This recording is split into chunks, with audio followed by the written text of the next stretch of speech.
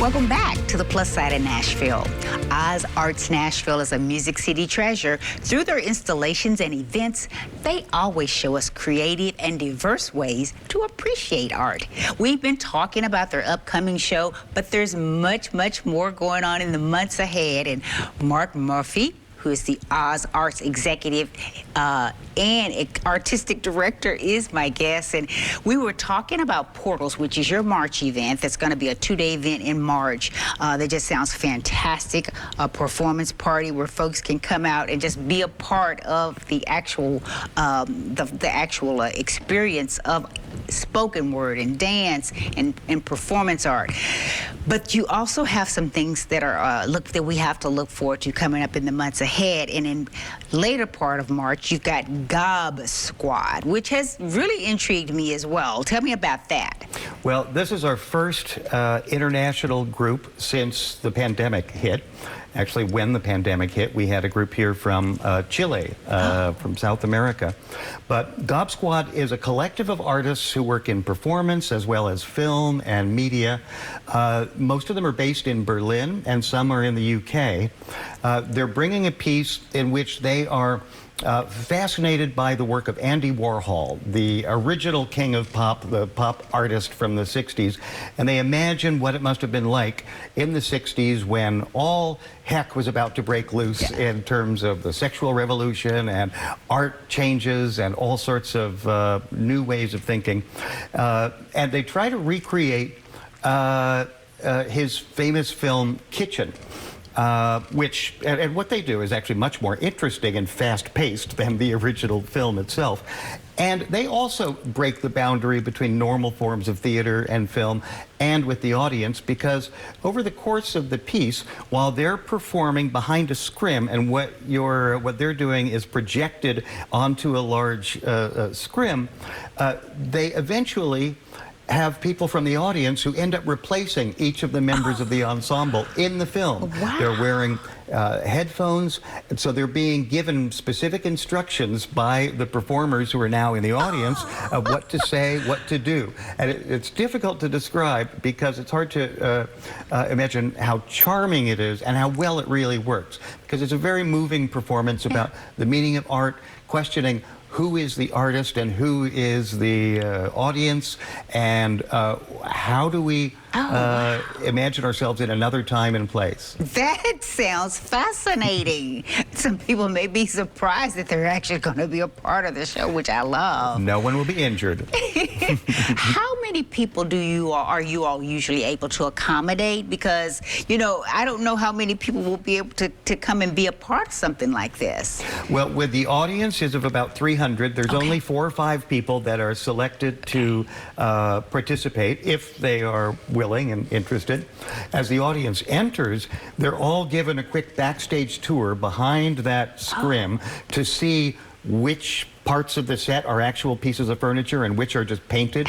And while they're giving that tour, they're sort of eyeballing and meeting some members of the audience and identifying people who might be willing participants a little later in the evening. They're smart. That's sort of like how they do it on The Price is Right. They do have some people go through and see who's the most excitable that will be a part of our show. That's a very good idea. So that's going to be March 24th through 27th. That's a 3-day event. So that sounds exciting. And then in April, you have another 2-day event, Malpaso Dance. Yes, following up on our first international guest artist since the pandemic. Now, I've been wanting for years to present the work of Malpaso, a company based in Cuba, contemporary dance company that was founded 11 years ago now, so a fairly recent company, but has really taken the contemporary dance world by storm.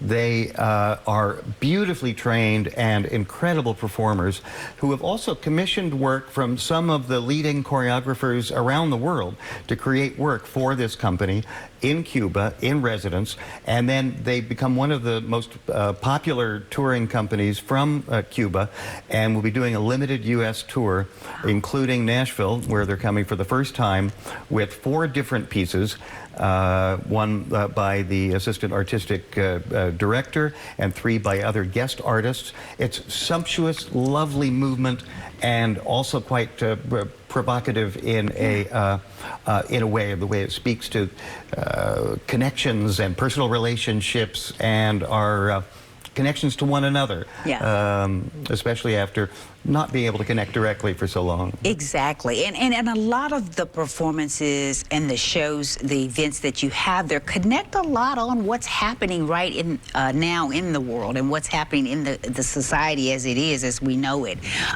You're always able to sort of get those types of performances. So how far in advance do you typically start thinking about performances? Well, some events, especially some of the larger international projects, are planned 2 years in advance. Others are in development and in discussion for a while, but planned perhaps 8 to 10 months in advance. And then there are some opportunities for local artists. For instance, the Portals Performance Party this weekend, some changes have been made to the lineup and artists have been added even within the last 4 to 6 weeks or so. So we try to, on one hand, plan far enough in advance that we can really establish community connections and make the most of all of these opportunities through our partnerships with schools and other community partners and cultural organizations, but then also be flexible enough and nimble so that we're able to keep things fresh and create opportunities for local artists to respond to things happening in our world right now. Yeah, you do a great job of that at Oz Arts.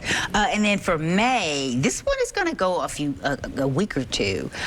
Brave New Works Lab. Now, explain exactly what that is when you say lab. Well, I mentioned that we try to think of the warehouse as a laboratory of sorts for artists to develop new ideas. So there are, we haven't announced the final lineup yet, but there'll be 6 different productions that will be premiered over the course of 2 weeks, most in short format as part of a shared evening. So you could see 3 or even 4 different things in one evening. And as artists working in collaborative ways, as well as in different forms. So a choreographer collaborating with a writer or filmmaker, for instance. We try to give people the artists some time in the space to develop their ideas, develop the work, and then share it with an audience in what is a fairly standard theatrical setting, but also informal enough that they're encouraged to take risks and to invent new forms. And then there's an opportunity to mingle with the artists afterwards and talk about what you've seen in the bar. Oh, I love that. I want to talk more about how you all do such a great job of keeping your ticket prices down and more. We got more we want to talk to you about, Mark, so stay with us. We'll be right back.